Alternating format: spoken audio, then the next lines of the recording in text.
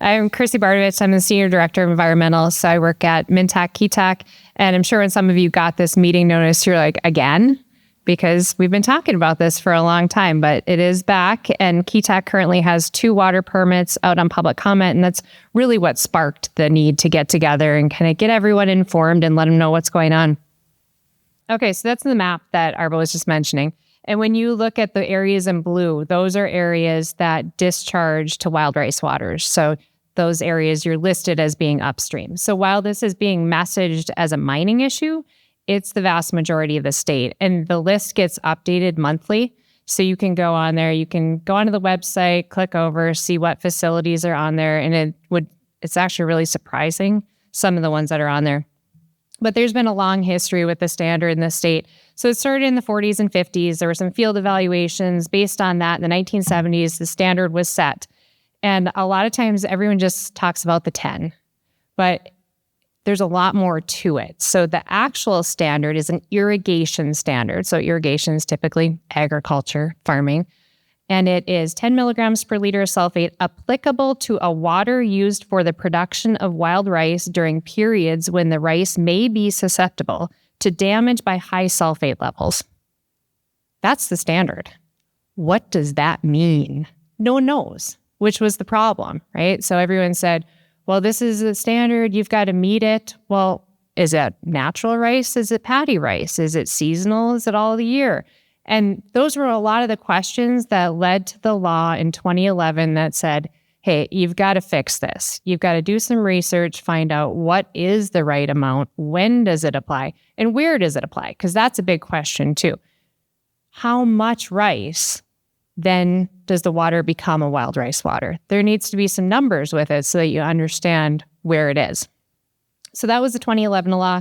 And the state started that process, started research, had a task force looking at that, was doing a lot of different research at the time. And in 2015, we all started getting nervous because it wasn't really moving very fast. So there was another law in 2015 that said, okay, until the rule gets redone, no one has to spend any money on sulfate treatment or evaluations or anything like that, and get the rule done in 2018. So there was a time frame with it, which was great for everyone except for Keetac because we already had the limits in our permit. So we said, well, what about us? And then in 2016, there was another law that said, oh, and if you already have the limits in your permit, those limits are no longer valid. So that was a lot of what happened during that time. So we were kind of going through. A lot of us were part of the rulemaking process. The rule went out, it was finalized, went to the administrative law judge, and ultimately had some problems with it that the agency chose not to fix. And then they sat and they said, you know what? In 2018, they just yanked it and said, we're done with that rulemaking. We're going to abandon it. And that's where we've been since then, until February of 2022. So during that, EPA Region 5 sent a letter to the state. And depending who you are and how you read it, it says different things. So if you Google it, or if you ask anyone, we can get you a copy of the letter. I just say, read it yourself. See what you think it says. But the way it's interpreted by MPCA is Region 5 told them, you got to start putting 10 in permits. Not mining permits. You have to start putting 10 in MPDS discharge permits. And that's what's happened. So that was the changed condition.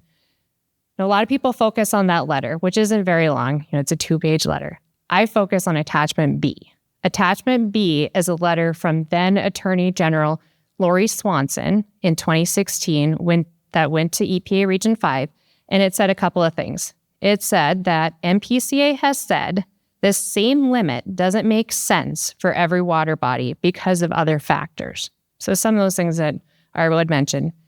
And it said, MPCA has determined that the standard is in need of substantial revision and therefore imprudent to apply. Those are some pretty powerful statements, but it is being applied, and like I said, not to just mining.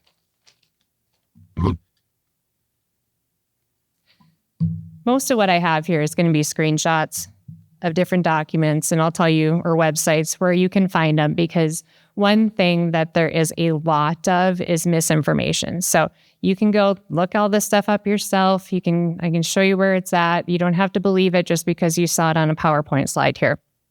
But this is a screenshot of the KETAC preliminary decision to deny the variance. So we did apply for a variance, and a variance is a Band-Aid. It gives you more time to look at different treatment technologies and evaluations and figure out how you're going to get to that endpoint. It is not a solution to the 10 because you still have the 10 at the end. So it really just gives you a little bit more time. So we had asked for more time, and these are the CapEx numbers and OpEx numbers. And depending on what number you believe, it's $500 million to $1.3 billion, something like that, which you start talking that kind of, people become numb to it because it's like, that's just an obscene amount of money. But what I want to focus on is the bottom. And that says annualized costs of approximately $105 million per year. And MPCA finds there's unlikely to be anything cheaper. So that's just where you're at. What does $105 million mean, though? Well, if you take $105 million per year, KETAC is a $6 million or 6 million ton facility. So who likes math? I like math. There's no emotion. There's no politics. It's just math. So 105 million, 6 million tons, $17.50 a ton. Well, cool. What's the going rate on a pellet? If you go on the Platts index, and the average for this year, FOB Quebec, so you got to get it to Quebec first, is $102.68. And that's what you get. You don't get to negotiate pricing and ask for more. You get $102.68 once you get it there. So now you take $17.50 off of that. It's not economical. If it was economical now to sell on the global market, we wouldn't have facilities shut down. So what's going to happen with the market next year? What does that outlook look like? Well, I do the grocery shopping for my family. I'm sure a lot of you do.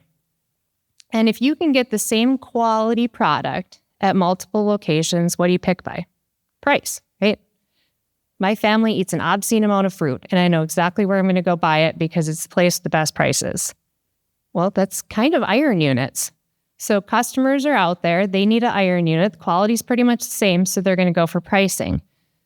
The pricing index for next year looks to be about $90 a ton. And why is that? Rio Tinto is starting up a new mine in Guinea, 1.5 billion ton resource, very high quality, very low cost. And their first shipments are expected in November of this year. I mean, that's what we're up against. We're in a global market. We no longer sell 100% of our pellets internally. So we have to be globally competitive, and $17.50 a ton is not globally competitive.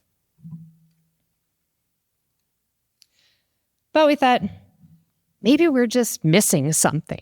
Maybe there's got to be a better way to do this. Maybe we just don't know about it. And we've asked the state, we've asked the federal agencies, we've asked all of our consultants. We're like, what are we missing? Other than these super expensive treatment technologies, there's got to be something else out there. So we did a crowdsourcing challenge. And basically, we did a challenge with all the really smart people from Wazoku, who is a crowdsourcer, and said, here's our flows, here's our concentrations, here's our permit limits. How would you treat for sulfate to meet all of these and be able to consistently do it? And it was really interesting, the responses we got, because we got everything from, why are you idiots talking about 10? 250 is the drinking water standard. Why do you even care about this? But basically what we found is that there's nothing else out there. There's some really interesting concepts that are at a conceptual, hey, wouldn't this be something cool to look at idea? But no one other than the state of Minnesota is talking about sulfate. So no one's investigating it, no one's putting research into it, and no one's treating for it. So there's nothing else out there other than the really energy intensive, super expensive treatment technologies. And our permits have a April 30th, 2030 deadline in them, which everyone keeps saying is 5 years. That is not 5 years. That is less than 5 years. Maybe I just need a different calendar. But the lake we're talking about is Hay Lake. So KETAC has been discharging to Hay Lake for almost 60 years, getting really close to the anniversary there. But so we have a couple of wildlife cameras out there, and this upper left is from June 11th, and the bottom right is from July 30th. So everyone looks at something different. You know, you can look at it and say, like, oh, look at the geese look really cool. Geese are bad. Ducks are bad because they eat the rice. And then the crop looks worse. But what I focus on more is the stick, because that shows the depth in the lake. And you look at a month and a half change and how much the water level went up. More water is bad for wild rice. You get less growth. You need shallow waters for it to grow better.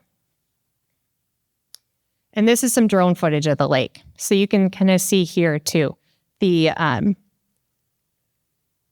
clear part of the lake. It's clear because it's deep. That's why there's no vegetation there. So rice can't grow anywhere in the green or the clear part of the lake because it's just too deep. And then you get a lot of, you can see all the lily pads all the way around here, which is all competing vegetation. So that's taking up spots the rice can't grow in. But this is the outlet where you get some flowing water. And this is another picture of it. And that is healthy wild rice. So almost 60 years of discharge, and there's healthy wild rice there. We talk a lot about acronyms and numbers and what does it actually mean. So there's a standard, it's called a site-specific standard. So you can look at a water body and say, well, the actual water quality standard doesn't really make sense for this water body, but it should be something else instead. And when that whole rulemaking process was going on that we were talking about back in 2014, we again were nervous and we said, well, we should just get a site-specific standard for Hay Lake because look at how much rice there is. There's a lot. We should do that. So we submitted an application in 2014 and it sat there and we didn't hear anything. So time went on and then we got a little nervous again. And when the rulemaking was pulled, we took the information from the rulemaking. So there was an equation. We went out and gathered data and plugged it into the equation and out it spat, again, math, 79 milligrams per liter. And that's what it said the site-specific for Hay Lake should be. So we updated that request with a request for 79 milligrams per liter. Now, since then, we submitted that in 2022. December of 23, the agency came out with a framework that said, well, to get a site-specific, you need 10 years of data. And we still thought, well, we're pretty close. We're looking at the years that we had and the data they had. Oh, but it's actually consecutive. Consecutive is not in the framework, but that's a huge difference, consecutive versus 10 years. But what does 79 milligrams per liter mean? So we talked about drinking water standards 250. That's for aesthetics. So your water tastes good, smells good. But what does 79 mean? Well, Smart Water, and this is from the Coca-Cola website, this is their nutrition information, has a sulfate level of 77 milligrams per liter. So if you today were out in Hay Lake and dumped a Smart Water into Hay Lake, you are violating state water quality standards. But if we got our site-specific, you'd be fine.